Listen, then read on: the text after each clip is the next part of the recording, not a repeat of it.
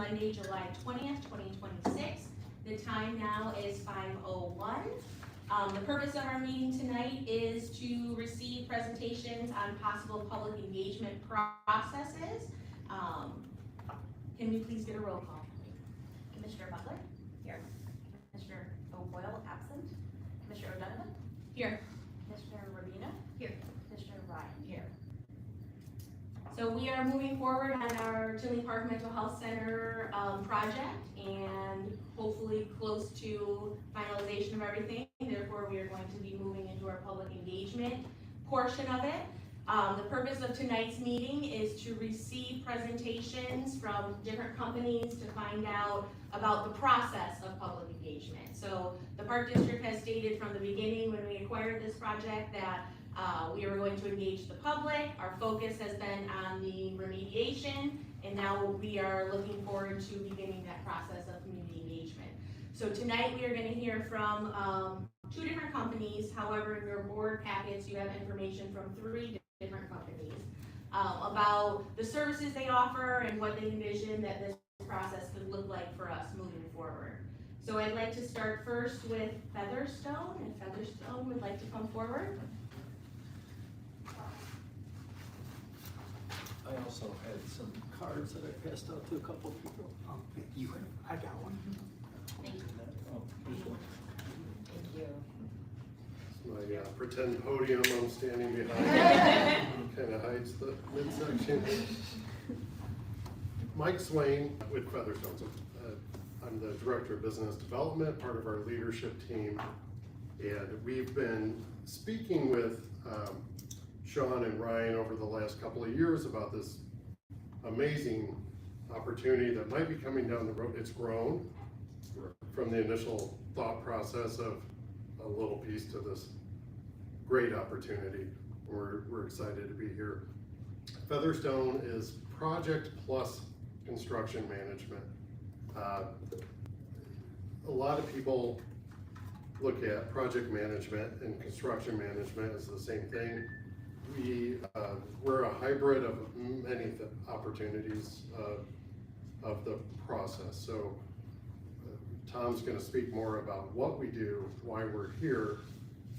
We engage in projects very early on when a client calls us and says, we have this opportunity and we're thinking about something, but we don't really know what it is. That's what we specialize in. So from project management aspects of this process, we get involved early, we assemble teams, we coordinate, we work collaboratively and have worked with Tom and Gaywall Hamilton. You're going to hear from them, and Lamar Johnson Collaborative. It's very complementary services. We work collaboratively. It's not duplicative of each other, and it's a great marriage of services. Tom's going to talk a little bit now about the history of the company and some of the services we provide, and then jump in and answer questions. I want this to be conversational, so if you have questions during, please interrupt. Yeah, thanks, Mike. Tom Featherstone, President and Founder of Featherstone Incorporated. So the company was started over 25 years ago as a hybrid from an old firm that I was managing, primarily because I was currently working at the Chicago Botanic Garden back in the late 80s and 90s, and they were really blowing up and planning their whole master plan strategic initiative on what the 420 acres can become. And the president and several of the board members appreciating our advocacy of always being an extension of their staff, even when they were embarking on a capital campaign. How do we engage donors? How do we know what the cost of things are going to be so we can fundraise with confidence and go solicit philanthropy and grant opportunities and so forth? So when they found out the firm I was with was going to go away, they said, you're not going anywhere, you're gonna start a business and you're gonna represent our interests, but not just digging holes and being the construction manager in the field. We need your skill set very early on in the process. So that was even before cell phones. I got home from work and I said, I think I started my own company. But anyway, they were launching on what they referred to as a mini campaign at the time. It was $100 million. And so To us, as Mike said, that's why we're project plus construction management. Most of the time when we're involved and brought onto a project, it's we're thinking about this, we're thinking about that. To us, that's pre-construction services. And so through the success the firm had on multiple campaigns and delivering over $300 million worth of work at the Chicago Botanic Garden alone, our firm grew to be a nationally recognized cultural institution management firm that becomes an extension of our client staff. From early on to helping them align with the right partners, similar to another firm you're going to be talking to tonight, where we form a partnership. We become an extension of the staff for Ryan and Sean, and really become part of the Tinley Park Park District in the community in that. And then they can get on and do their normal work day, and then we can support the project in your interest. And as the projects evolve, we're always there making sure there's economical design approaches, making sure that you have the cost information that you need to make informed decisions. So with the proposal that we had put together, there's outlined 7 different unique tasks on the value we would bring to the project, starting with assembling a team, RFP and so forth. And now I understand with Sean and Ryan, they've already reached out to some firms and started talking to them. So if you select the firm as part of the strategic planning, public engagement, then we obviously don't have those tasks to charge for. But then a big part of what we do is we keep the team heading west, accountability, schedules, participating in every bi-weekly meeting, but we don't do the actual public engagement. That would be the firm, like similar to Lamar Johnson and Gould Hamilton in that. But we do become partners. There's no overlap of services with a firm like that. And then we just keep everything moving. And then most importantly, further down on the tasks, once we start developing from the public input what the public really wants, this beautiful 288 acres to become, and the team starts doing concept planning and master planning, that's really when we start rolling up our sleeves and providing cost opinions on the various different components individually. And we do it, even though it's developed conceptually in a master planning level, we do it to a lot of level of detail to where you can use that estimate to guide and align and make informed decisions. So a real big part of this is aligning scope, budget, and schedule. Most importantly, in serving the community and what they want as a part of the deliverable of the community engagement plan. And then most importantly, then we start figuring out ways. It's like, okay, how are we gonna fund this? How are we gonna do this? And so forth. Is there public-private partnerships? Maybe some of the outlots are hotels to support. Maybe this becomes a regional baseball facility. We don't know yet because we haven't talked to the public, right? So that's really where we're providing you real-time cost information and phasing strategies to roll out what we also ultimately learn from the stakeholders and the community of what they want this to become. And that's really where the big benefit. And then we're implementers too, we just don't stop there. So as the project is adopted, the plan is adopted, we align the scope, budget, schedule, in a phasing strategy, then we're implementers. Then we go out and we'll build a team of architects and engineers and manage that all as an extension of the Tinley Park Park District. And then as the project goes through, as we move into public bidding and so forth, we're still there. Your partners, the lead on the project, managing and delivering and publicly bidding each individual trade contractors that are going to be required to do the project. As great as I think we are, the American Institute of Architects defines it as construction manager, advisor, multiple prime. But where we deviate from that simple model is the level of owner's representative, program managers, and advocacy from where we are tonight. So that's really the firm and the success that we've had.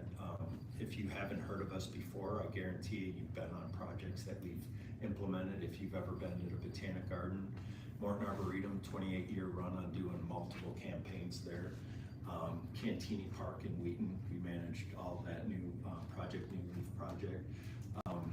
Brookfield Zoo, if you've been there, we've done several projects over the last 17 years there. And then we've expanded and grown. Now we're developing a botanic garden from a swamp in Florida in Winter Garden, which is actually coming online in 2 weeks. After that, we've developed abandoned rock quarries. What are we gonna do with this? What can we do with this for the city of Crystal Lake and so forth? So those, we kind of evolved our brand from the success that we've had with our cultural institutional clients and word of mouth. We're not aggressive, competitive firms that market everywhere. We align with clients that we know we could bring value, that we want to play in your sandbox and build fun stuff. We enjoy what we do. My sons are in the business, 26 and 28, doing great things, more energy than me, but they're doing great. And so we're super excited about the opportunity to come. And like Mike said, he's been courting this project for a couple of years because these are the type of jobs we really love to do. And quite frankly, they don't come around too often around this area. That's why we're down in Florida building a botanic garden from a swamp and things like that. So those are really the type of projects that we're passionate about and where we bring a lot of value. I tease my team that the construction's the easy part. It's not. They make it look easy, but we do so much lifting in the beginning, set the project up to success. The construction just rolls out with the proper planning, but we're managing it. We're boots on the ground every day. We're the guys in the trailer making sure it's being built properly as well. So we're cradle to grave. From Providence Catholic High School says, because they just recently hired us to, they're like, we want to do something with the school, but we're not sure what it is. We need a lot of improvements, but we're not sure how to go about it. So we've just onboarded the design team and we're going through a needs assessment now. And so we're, as Father Mark says, cradle to grave. So that's who we are and what we do, and we're asking humbly for an opportunity to represent your interests because we know we'll bring value. And Sean and Ryan seem like great guys, and quite frankly, we like to hang around with them. 80% of the conversation is just chatting about kids, life. That's who we are. Yeah, and Tom only hit it twice, but one thing I've learned working with him over the last few years is scope, budget, and schedule. Keep them in alignment, and that really speaks to remodeling your bathroom in your house, to a 280-acre new campus for the Tinley Park Bears. Possible. But it's scope, set your scope, know the budget, know your schedule. Works in your marriage too, I found. So it's really as simple as that. You know, we dumb it down. There's a lot that goes into it, but you know, Tom's built an amazing reputation and resume, and I'm proud to be part of it, and our whole team is, and we'd be honored to work with you. Questions? I just have a question. Looking, I know you talked about like the botanical gardens, and so are you a company that comes in once those plans are in place? Or do you work with other companies to kind of go through that community engagement piece? We're your partners through that. So in the case where we're brought on board, just right now is the perfect time to bring us on board. And usually what we do is we write the RFPs and we start assembling the design team on your behalf. A strategic partner, a strategic planner, a public engagement firm. And like you're gonna hear from Lamar Johnson tonight, we would solicit firms like that and manage them as part of an extension of you. We negotiate the contracts, we manage the contracts, we manage progress payments, we hold them accountable to a schedule that we develop, and then we let them do their work. They're engaging the public. We're not engaging the public, but we're there alongside them, but we're not doing the lift on that. Where we really start doing the lift, if you were to look at our itemized proposal, is aside from the schedules and accountability and economical approaches to the development, as the community tells you what they want and they start doing programming and concept designs, then we're there, some of our clients call us the wet blanket on, okay, if you wanna do 15 soccer fields, each soccer field is gonna be valued at this cost. If you wanna do nature trails, we understand that you're gonna have with a hydrological model, what kind of detention. We're telling you what all of those costs will be, and we're developing it in a strategic initiative to where this is the way we would execute the project, because you can't eat an elephant in one bite. You can't build everything at one time, but we'd probably do the stormwater improvements first. And so we bring the sensibility of managing the cost and the construction schedules in that to the first part of that process after the community tells you what it is they want. So that is handled outside of the scope of your company? Under our Under our your management, but yes. a firm like the Yes. people you're gonna hear from this Thank you evening. for that. I hate using the word owner's rep, but Sean has brought it up.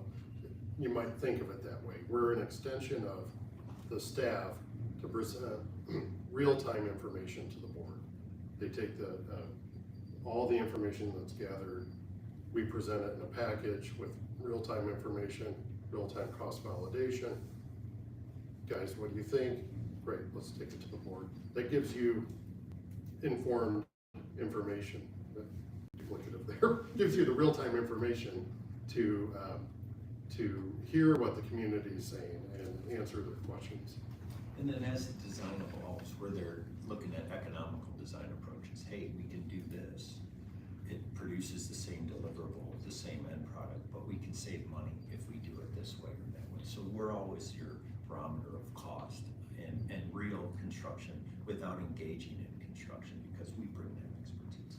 We work closely with design teams. Like, if we change this, we could save $200,000 and it doesn't impact the program or what the community wants with this. So 9 times out of 10, even before we break ground on a project, we more than supported our fee just with economical design approaches.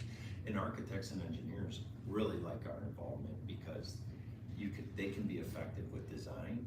We can give them real cost information as the design evolves. Nothing worse than spending a lot of money on design and then putting it out to public bid. Bids come in and it's like, oh my God, we can't afford it. We would never allow that to happen, because we're the wet blanket telling you how much everything's costing as you're deciding what to do. Should we add a skylight? Should we add 4 more baseball fields? Can we phase the fields later? Those are all things that we bring to the table and complement a design team. It's not another level of, it's not another level in a budget. Our fees are sustained with the multiple prime bid approach and getting rid of a traditional general contractor, with the benefit of having someone on your side of the table. I was just wondering, if you're chosen, how soon could you begin this work and researching? We're ready to go. Ready to go? Okay, When good we to were, know. after 2 years, and we put this proposal together in early June, so, and we told Sean and Ryan that we're ready to start implementing right away. Thank you. It's exciting now that the buildings are coming Yes, down. it It's happening, Yeah. right? Right, it's happening. And I think Too really late our now. goal was to have these presentations tonight so that we could get information, Yes. and then I understand with that. the anticipation of moving forward with the decision at our next board meeting in Yes. August, yeah. Yeah, great, So, good questions. We were at this point 2 years ago with another park district for a new rec center to help them get ready for referendum. Got engaged almost a year ago. They've got all the information and put the team together to go to us. Confident it'll be a successful referendum, and that project will go forward. There was a project that Tom was involved with years ago. Give him the short version of it, but I think it's important to know the cost savings with the Three Oaks recreations, the idea that you came up with that saved the community a couple $1 million. Yeah, it was an old 800-acre abandoned rock quarry, and the city of Crystal Lake back in the 50s relinquished mining rights to a beautiful piece of property, because that's where all the sand and gravel is.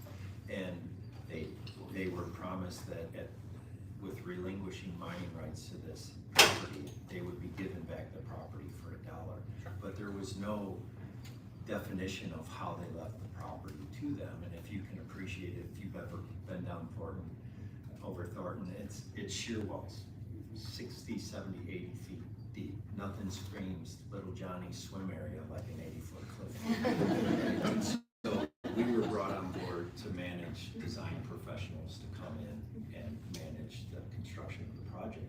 But every community meeting, someone would say, we need a spray park, and the mayor would say, by golly, we're getting a spray park, and we're about this, well, by golly, but the budget was already set. And so grimacing, I'm like, okay, how can we still do this for the community, what Mayor Shapley promised in these public meetings? And we said, you know what, we can probably open up some mining rights to this, just for the project itself. And so we worked with the design team to design based on the resources we had to build in this 800 acres, and it saved over $2 million. And our fee was way under that, and that was before we even went out to bid. And the bid variance from low bid to second bid with our model of multiple prime, we saved another $800,000. So before we even broke ground, we saved $2.8 million by us being part of the team. So early involvement is where we really provide a huge benefit. And we even meet with some of your past employees at your board meetings. We invite them to join. So we've been privileged to work with a lot of great cultural and civic institutions, as you see in the books I've handed out. Park and Rec, we love, it's fun. There's a lot of unique opportunities to do amazing things that give back to the community, serve the community. You've got this great property. We'd be honored to represent you and be part of it. Well, thank you so much. We appreciate you coming out, sharing all this information. If we have any other questions, we will certainly be in touch. We'll be here. Thank you. Is it okay if we sit in for a little bit? Absolutely, you're more than welcome. Thank you. Next up, we have LJC. Please come to the front. We'd love to hear from you. Thank you. Thank you.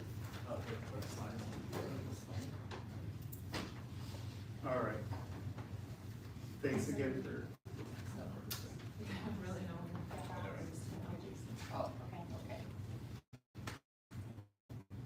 Thanks again for having us tonight. So we're LJC and Gable Hamilton. I'm Eli Lecter. Go to the next slide. I'm a principal and in charge of our institutional business unit for LJC, and so oversee projects across the portfolio and across all of our offices. And real quickly, we'll just give some introductions. But again, similar to what Tom and team was saying, this is an incredible opportunity. We're honored to be here tonight to talk a little about it. Please interrupt us at any point. We'd love to hear your questions. So I got into landscape architecture and planning work almost 18, 19 years ago now. You're seeing pictures on there from when I used to live in Houston. Love to go biking, but really all my passion kind of centers around different aspects of that. Go to the next one. So Tom Richlick with Gable Hamilton Associates, a civil engineer, been doing this for about 3 decades. And in the last decade, I've had the privilege of working with Eli on a bunch of projects at different firms for him, but also all over basically northern Illinois. Everybody likes to share pictures with their kids. I got a hockey kid and a girl out in Colorado. The sailing is out there on Lake Michigan, but anyone who can guess the location of the bridge in the upper right will go out for a drink later. So, if you've been there, we'll buy a full round. Let's go. Just as a finish there, I serve as a trustee in my village, so I appreciate what you guys do, donating your time. I think it's a really good conference. No, all good. My name is Renee Blaine. I'm a landscape architect and urban designer with LJC. I've been working for a little less than these guys, about 13 years, on master planning projects, brownfields, park planning, kind of the whole gamut of urban design and planning work and landscape architecture. So real quickly, LJC came together a number of years ago when Lamar left Gensler. He came over and eventually kind of merged in with the Clayco enterprise. And so he had a lot of ideas of what it should be. He asked the staff, and the staff came up with these 3 principles, or these 3 ideas, which is we're really guided by humility, fearlessness, and integrity. And so the idea there is that we have to be humble and always go in and know that we need to listen to people. We don't have the answers. We can help you find the answers. Integrity guides us. We know what our principles are and how we want to help work through the projects with you. and we have to improve this, otherwise we're doing the same thing over and over again. We gotta be willing to try new things and kind of go over new ground. A little bit about LJC, we're about 250, now we're about 260 or 70 honestly at this point, across a number of locations all over the country, and we represent everything from architecture, interiors, landscape architecture, planning, and a bunch of other disciplines, and so really cover the whole gamut when it comes to design. We're also part of the Clayco enterprise, and so we are in-house with a large general contractor and a development team, which is CRG, and so it really gives us an eye into what Featherstone does a lot of that we ourselves do not do, which is how do you put together the cost estimates, how is this actually going to get built, and what are the development teams looking for on a day-to-day basis? Yeah, so our team here that you'll be working with specializes in urban design, planning, and landscape architecture. And we really look at these as complementary disciplines to come together to create places that people want to be. And it's kind of an idea of scale here. The planning aspect is where we look at the site, we understand the existing conditions, what are the opportunities, what are the constraints, and what does the community and the stakeholders want to see there. And we put it all together and we come up with an understanding of what you have on site. Kind of pull it in a little bit, we look at it from an urban design lens and we start to put together some master planning of what do these things that we're going to put in there actually look like. And then eventually to the detailed design of landscape architecture and putting it together to a buildable project. So just a couple of other things that sometimes make us unique and also really help out different client groups that we work with. Because we're a little bit of a bigger organization, we have our BDC team, and so they handle all of our BIM integration, building integrated modeling, but also we can do some interesting things with virtual collaborations, with our GIS data, and drones, but also some really advanced imagery too, where we use things like Unreal Engine. So if you watched House of Dragons, we use that, but more on the architecture side, less on the dragon side. So kind of real quickly about Gaywold Hamilton, we've been around since '81. Like I said, 45 years of the company, I've been there for 2/3 of it, and they haven't kicked me out yet. Specific to this job, so I've been involved in recreation engineering, I would call it, sort of a specialty. A lot of it is done with Tom, I've done a lot of it with Eli. Been very fortunate to work in this field. I love parties. I mean, we create some amazing places and it's a lot of fun. So our process for a project like this, supporting the master planning, is to give some boundaries, some guidelines of what support. What does that site support? What does the surrounding roadway support? We have experts in the field that work with the MWRD regularly, so that would give us a good understanding of the regional stormwater. We have transportation engineers that can help us understand what can and can't be done on the adjoining roads. We have multiple sort of graduates of the public works program. I call them my little IMRF grad club. So I've got about 5 or 6 people that have been in the industry of public works, and so it gives us a really good understanding about how the infrastructure can support something like this. So then it comes into acronym soup is when you talk about public grant coordination. Tom talked about how do we fund this job. So as we develop a program, and with a CM like Featherstone, we can kind of get an idea of what some of the costs could be, how it might phase out. And what we can all align that with is potential grants. So OSLAT, DCEO, CPF, CDS, soup, right? Depends on what you're trying to accomplish. But as we start to understand the program of what can be done, then we can start to align that with what might be available for public funding. So the examples that I was showing, the upper right picture is a recent sort of progress picture of Olympic Park.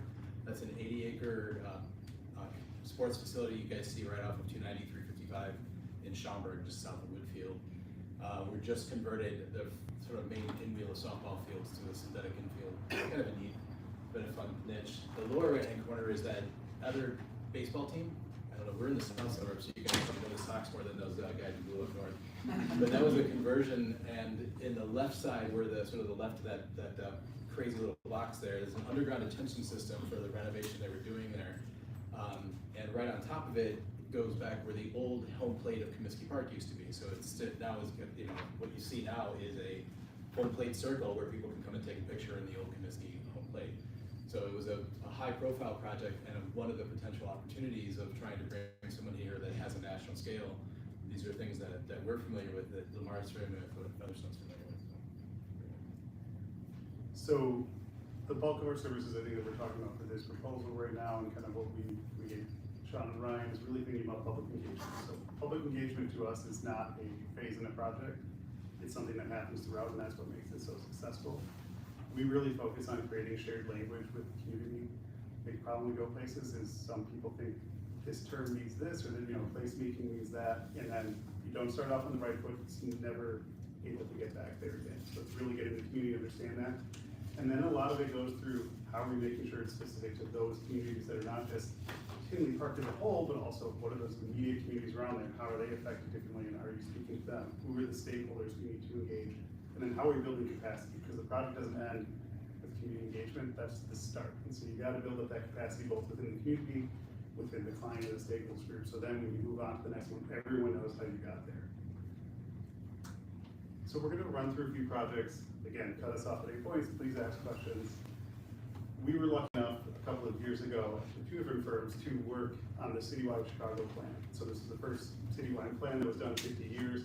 We really focus on the community engagement and kind of the upfront. So I will tell you that I had to go through all 353 city plans from different departments, look through all of them and say if they were still relevant or not.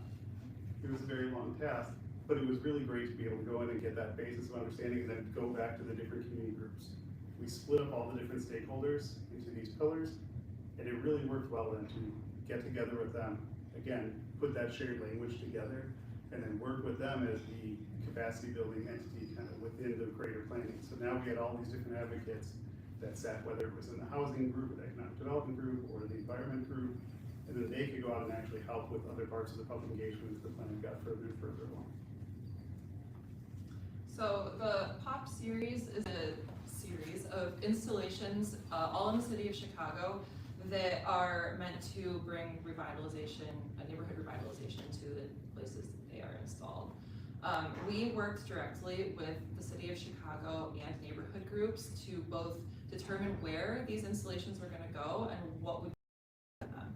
And what we learned from the communities there was what's missing from the neighborhood and what do we wanna put in here that will give them something that they are needing. It out as just a single installation, actually spread to 5 separate ones throughout the city. And I think they're just a really beautiful example of how working with the communities can create something that is a catalyst for neighborhood development and economic development in the neighborhoods. So this is a project we started about 2 years ago. We had an interview like this in June of 2024 with Ron Selsky and the board from Mundelein Park District. This has been really fun, and actually it goes back to some of my history. I rode by this thing on my way to football practice when I was going to Carmel. I used to jump in that lake, so it was like, hey, I'm coming back to where I grew up and maybe do some work. I was very fortunate to get awarded that job, and Eli and the team and I have been sort of working our way through it. We're just at the tail end of that now, 2 years later, coming out of all the full community engagement.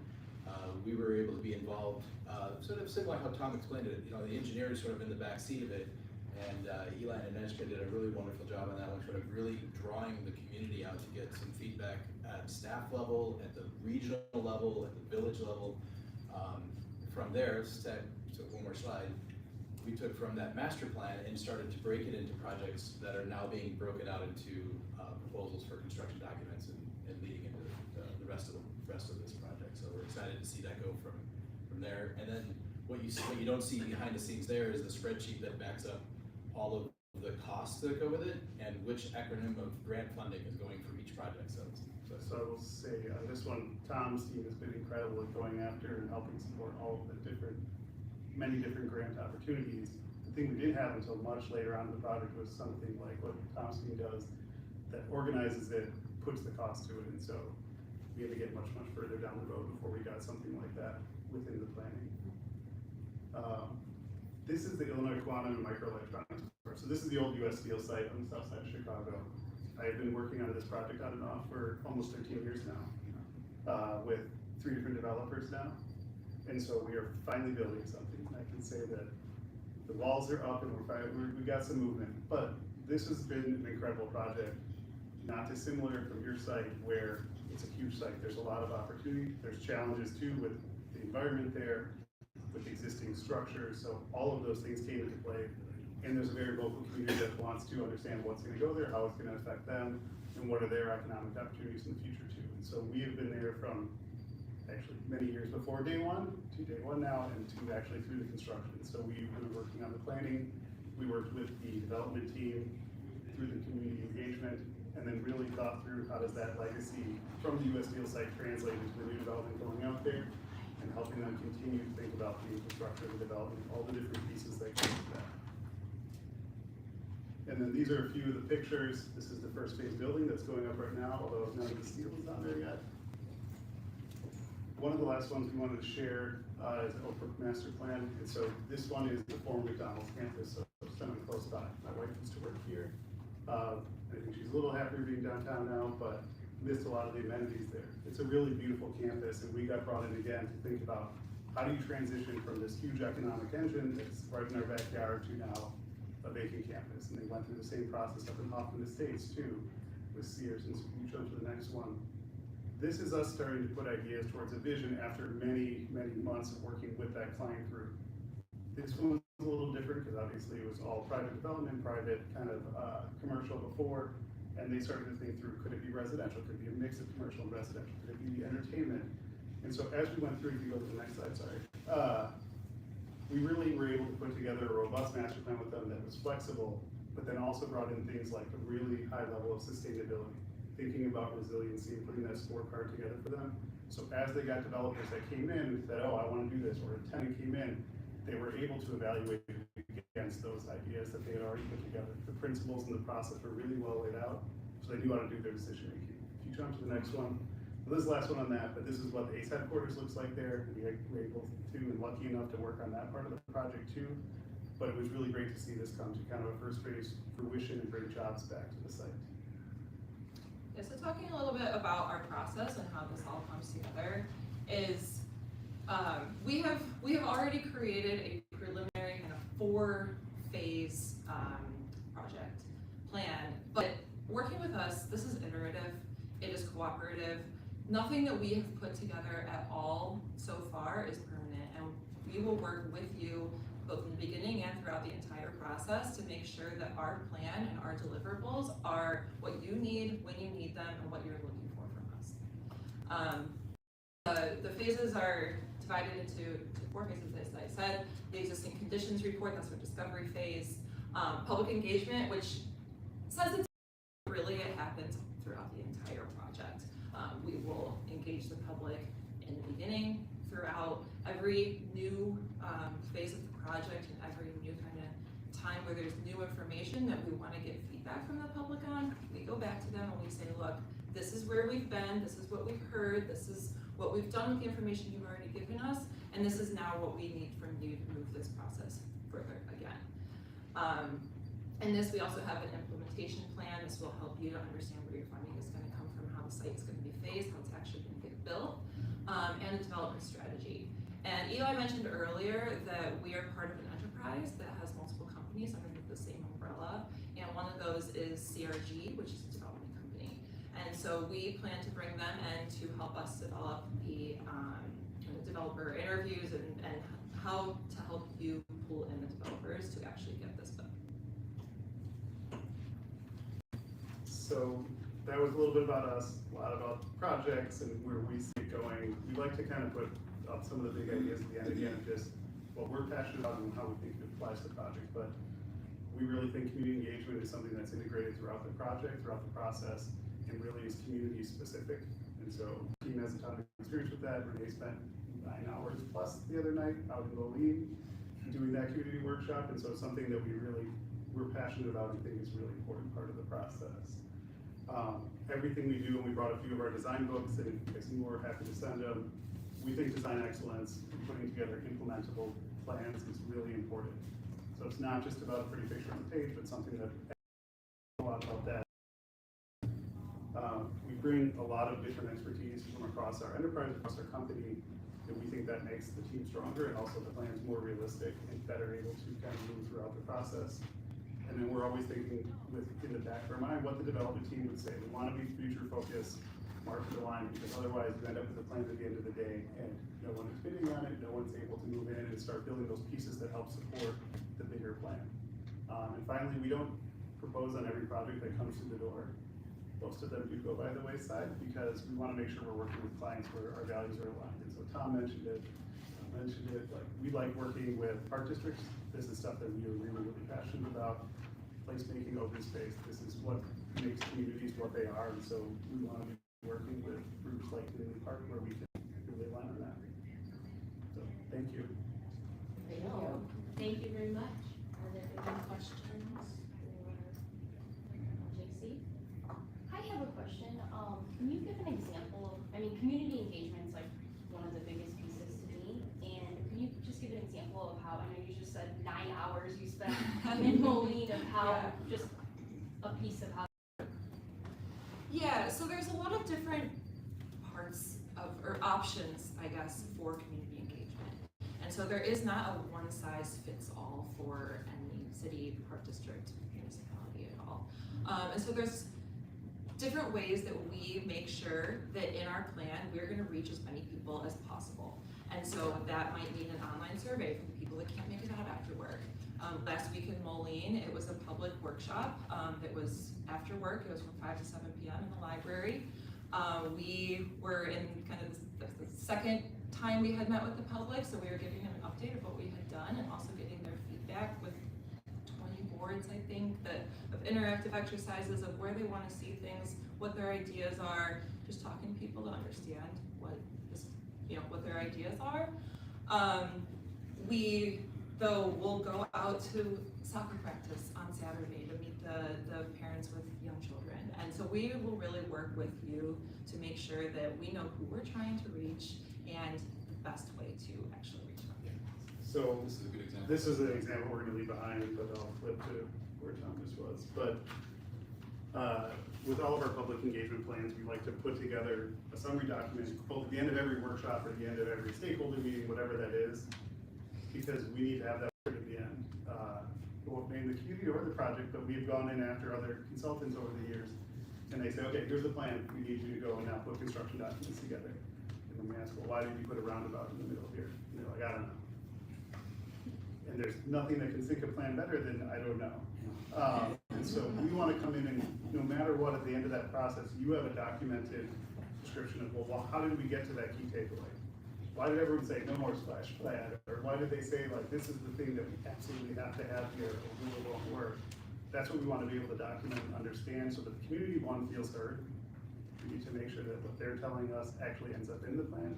And two, so that record lives on beyond me or anyone else so that you know where you want to go in the future and what's flexible and what isn't. We've done everything from, we did a public workshop out in Elgin that got better part of like 400 people, and we did it after a day of 6 other stakeholder interviews. And then likewise, we've done them down for the US Steel site, hundreds of people, and then we've done really, really small ones too for Highland Park, where honestly you get like 20 or 30 people that show up because of just the type of thing that we're talking about in the community. But no matter what it is, we try to bring the workshop to the people as opposed to the other way. So we're trying to find times, whether it's after work, if it's for stakeholders that are actually part of the staff here, we would obviously come during the day so they don't have to come after work. It's showing up to either farmers markets or other events so that people don't feel like they have to take time out of their day. They can show up when it's convenient. So we used to do this for Pomona, California. We would go there from 7 to 10 p.m. because that's when their big monthly festival is. And so that's what makes it most effective. I didn't get to go to California, I was very sad. Thank you. Other questions? You guys had talked about it in a meeting with Ryan and I. Yeah. And I thought it was interesting because it was a concept I had indicated that we've gotten a lot of feedback and it's all over the place. Like from one end of the spectrum to the other end from the public. And I said, how do you get that fed down a little bit? I think it was Tom that indicated something about here's $1 and how do you break that dollar up? Can you talk a little bit about that kind of general concept? Well, there's a couple pictures of that in the Diamond Lake one when you sort of give the community an opportunity to say how would you like to apply the funding or your coin, whatever your monopoly money that you're trying to spend there. How do you as a end user part of the community want to do that? And so then you kind of get a chance of voting. Someone's going to spend their entire bank on one thing. They really want that splash pad. Okay, but that's the only person that wants that spot. But he's willing to put it all in, but like the other 30 people that are there are looking at everything else, so you get a chance to really see it. The community boards that were completed after that project and the photos of it, you know, can really tell the story about where people are, where you have more people involved or where you have just one voice. So yeah, we're trying to sift through that. It's a good, excellent exercise. It's really hard in any community, honestly, because there are always some very vocal minorities that want one thing, and then there's the bigger community that doesn't always want to engage in the project. People don't have enough time to do already what they need to do versus, you know, coming out and doing that too. And so when we get people together, we have to find ways of not just asking, what do you want, but having them make decisions. And that's kind of the difference between just, what do you want to see out here versus, okay, well, you could only have 3 of these things.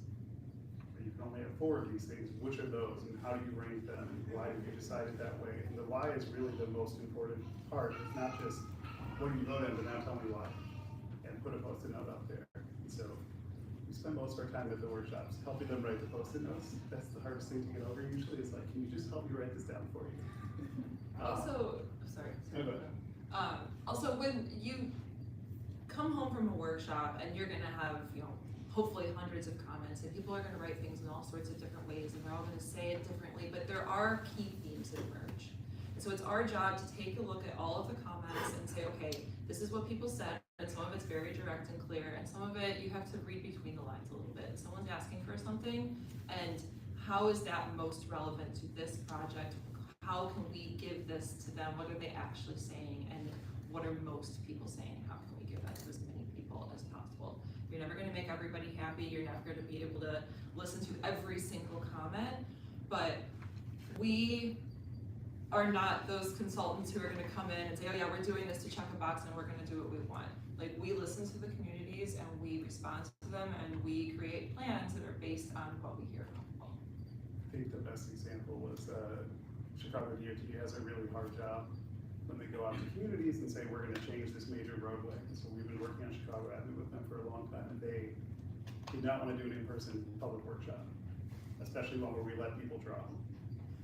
And so we did it, and we got like 40, 50 people, and none of the drawings are gonna, you know, sell for millions of dollars tomorrow. But we came back then for a second workshop, and a lot of the same people showed up, and they said, wow, that's exactly what I told you I wanted to see. And that was how we knew we had success, and that's why CDOT felt a lot better at the end of that, you know, that stage of the process was, because we said, I told you this, and yes, I see where my comment actually made it. You didn't just throw it, you know, to the wayside and do whatever you were thinking, or you didn't go for the cheapest route or whatever it was. So that's how we hopefully find success. Well, thank you very much. Are there any other questions? We appreciate you coming out tonight. We appreciate your time, and we will be in touch if you need any other information. Thank you so much. Thank you very much. Thank you.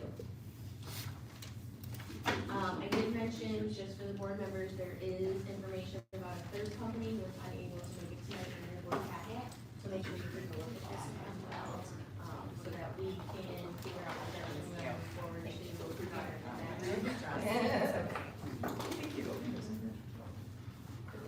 Thank you, everyone. Thank you so much. Thank you. Thank you. Did you guys need this back? Those are all for you guys. We appreciate it. Thank you. Thank you so much. Thank you.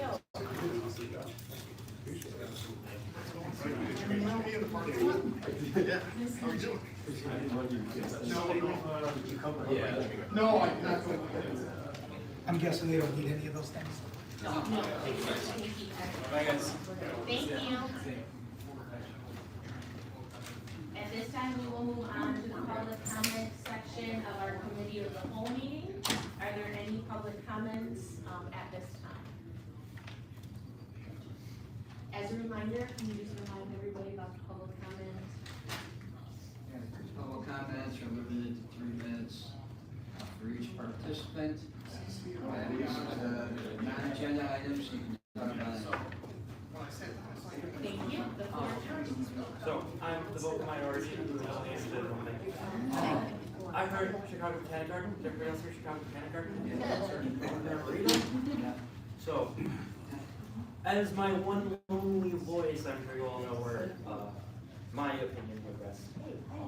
But I think it was good for our presentations.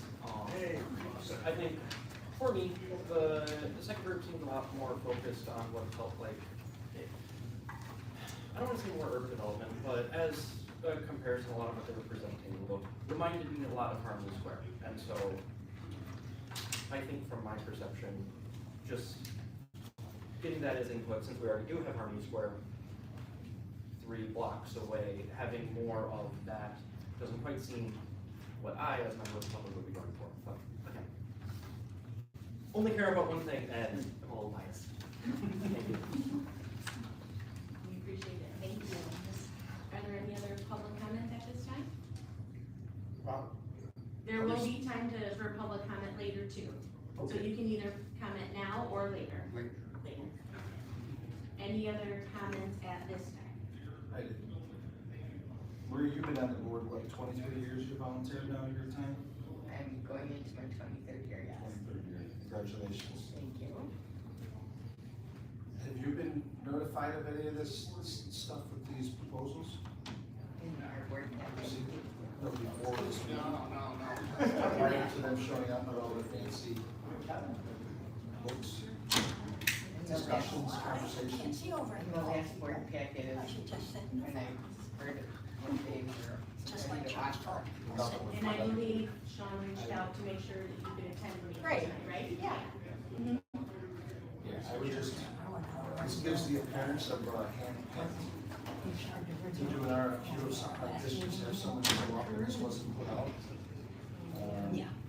Almost reminds me of the Canadian fires, smoke screen that they got going on.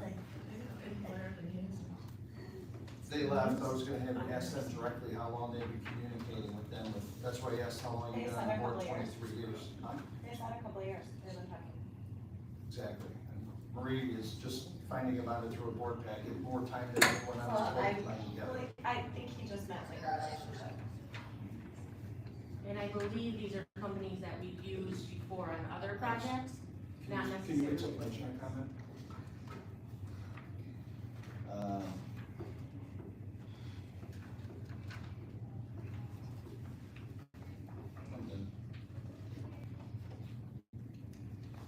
We're just starting out though, right? So we're seeing what we have offered to us, right? Well, I think You're gonna be they picking want, it. they're at the beginning, so I think ideally they're going to be on the agenda in August, since they were Like a here. smoke screen. Oh, yeah. Well, that's why we I mean, wanted to they give did plenty seem of really time. nice. Right. Information, so if anybody has any questions, we can get those answered all Right. before we have to vote on a decision. And we have these, yes. Okay, are there any commissioner comments at this time? I think it's very exciting. We're to this point, and I can't wait to see what else is available to us. We're looking forward to it. Are we looking at any other people, or I think these are it, right? No, Well, the they other got one on- couldn't yeah. read it. We brought this forward today so that you guys could start to see what processes could look like. Ultimately, the board will give direction on what you'd like to see. Right. Going with a firm like this, that's gonna be a decision if you guys want. But if you want, that's entirely how this goes at this point. We just wanted to start getting some information in front of you about what the public engagement process. I know there's a lot of misinformation out there that none of this stuff is even being thought of in any way, shape, or form, or that myriad of things, and that's not the case in any way, shape, or form. So it's, hey, let's start here with something, see what you guys like, what you don't like. Maybe it's, hey, I want you to do some more of this. Let's get some more of that. There's 2 approaches to this that you saw tonight. So we thought it better to bring it to you as opposed to catching individually each of you and then now we're giving you a chance collectively to talk about it. We But they know work that hand in ultimately, hand together. what's that? They work together collaboratively. That's your decision. Like it's not, That So is an it's it's not option. a one or the other. One does public engagement from what I've heard, Uh-huh. right? And then the other one does not. More construction. Those are 2 different processes you Yeah. just saw. Yeah. But yes, but to my understanding, I got out that they work collaboratively. They That's know what each I other, think. they've worked with each other. Yes. I think that's what they were trying to convey, that they are not companies that compete in any way, shape, or form. They do different services. And so I think that ultimately, the second company you were going to see did the same thing the second company did that didn't come tonight. Ultimately, what you would have ended up with is at the point of, hey, we have a construction type, and they call themselves, I think, project and construction management. They come into the process and say, hey, we're going to, I called them and I think he referenced it a couple of times, that I had called them the extension of us. They come in basically and then help us run that process to get to some firm to do public engagement for us, and then work with us the entire process from start to finish, whereas the second firm you saw is going to come in and we just asked for public engagement. We're looking for ideas of what we could do, because how does public engagement look? Do you need to do community marketing first about what you're trying to do, or do you go right to a survey? Those aren't our specialties, and so we wanted to bring firms in for you to see that, because that'll lend credibility to the process as it goes forward. The last thing you want is to start this process and have no credibility with it. That's what we're trying to work on. So the one that couldn't make it, will they be coming back to I can certainly have a present? conversation with them. And can anyone else still present? I think that's kind of what we wanted you to see tonight. Okay. These are the options, ideas. Do you want more? And we'll bring more. Okay, that's good. So looking for more direction from us in terms of what we would like to see. Thank you. If there's no more commissioner comments, can I get a motion to return to our July 20th, 2026 regular meeting? So moved. I'll second. Roll call, please. Commissioner Butler? Yes. Commissioner O'Donovan? Yes. Commissioner Rubino? Yes. Commissioner Ryan? Yes. We just have. You gotta wait. You have to wait. Yes. I can-